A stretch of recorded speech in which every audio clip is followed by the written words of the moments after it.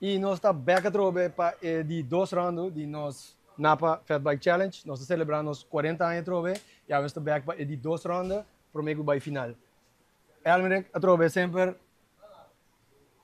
base com algo outro.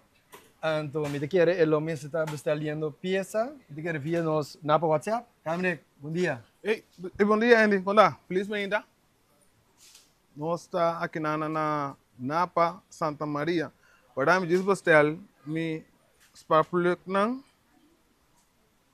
Anto, ok, manda com está ali, me. Agora vieta 8, Sí. não 4. Ok. Não, pero também você sabe, foi me modelo ali auto, manda que eu descarta, mas eu vou estar aqui, co. Está pensando nesse bem Napa? Não está pensando. Completo, sendo legal vez. Yes, nós está aqui na round 2 de challenge de fat bike. Nós temos 9 participantes não, que abini para participar da ronda 2. Nós também temos bom challenge também na ronda 1, que nós temos 4 participantes. Nós 4 participantes que vai final. Na ronda final, correto. Agora nós estamos na Santa Maria. Kami nós temos inteiramente outra área, inteiramente outra veld, mais ainda. Macende, ambiente de pabau. Então, yeah. Nós estamos conhecendo de pabau também. 864 na aqui, 86 maybe nos turte. Não duvidando de você 767. Mas nós temos completo.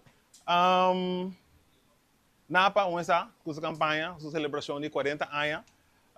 Aqui está donação, regalo para a comunidade. Campanha não pode ser que é bom. Para todos os participantes, pessoas que são fiel cliente, que compram na Napa, por sentir que Napa está dando back na tour, gente que estava durante anos passa na Napa, é assim, não compra assim, não peça de auto. Dia for, 8 horas até quanto hora? Até 5 horas já sabe. A mim sempre também, na última hora, estou tocando de dame. E dame para todos os que para lá, até 5 horas também. Então, nós vamos começar com a ronda. Essa aqui é a nossa participante que tem para a AWE. Conta com o ambiente. Você está claro? Você está preparado? Você está vai... Você está treino, squat, bota, você está coisa treino.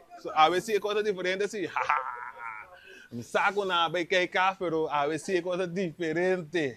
Bom, let's go. Nós temos que começar. Então, vamos aqui com o dia 13. Alright? Yes!